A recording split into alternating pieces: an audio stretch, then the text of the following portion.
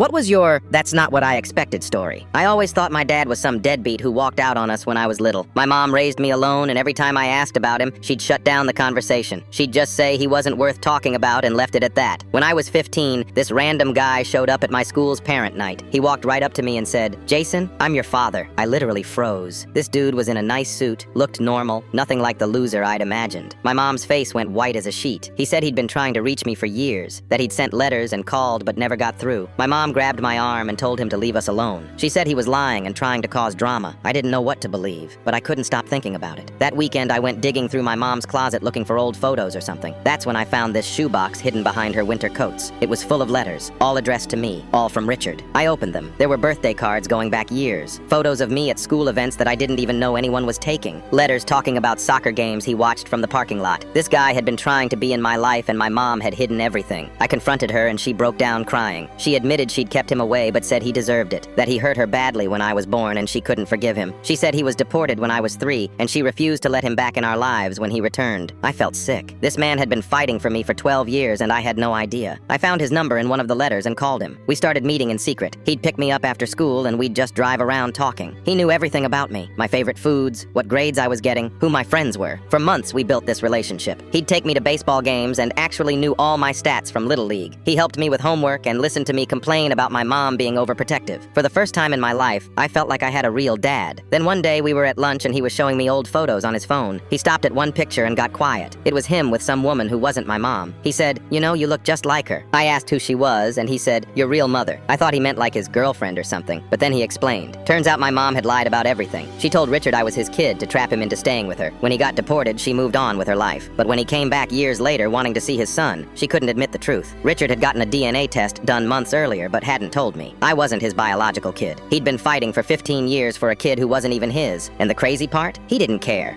He said I was his son no matter what some test said. The real twist came when I confronted my mom about the DNA thing. She finally told me the truth about my real dad. Turns out he was married with his own family and wanted nothing to do with me. Richard was the only father figure who ever actually wanted me.